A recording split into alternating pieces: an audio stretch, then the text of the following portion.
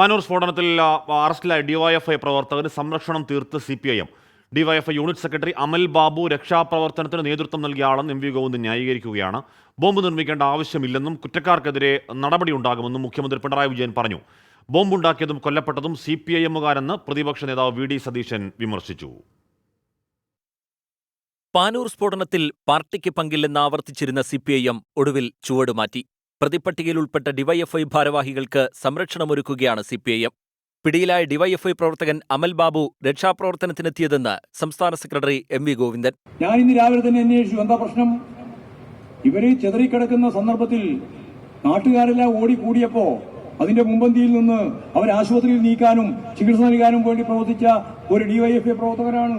ഇപ്പോ ഇതിന്റെ എല്ലാ ഭാഗവും അന്വേഷിച്ചപ്പോൾ അദ്ദേഹത്തെ പോലീസ് പിടിച്ചിരിക്കുകയാണ്. CPIMന് ബോംബ് നിർമ്മിക്കേണ്ട ആവശ്യമില്ലെന്നും തെറ്റ് ചെയ്തവർക്കെതിരെ നടപടിയുണ്ടാകുമെന്നും മുഖ്യമന്ത്രി പിണറായി വിജയൻ.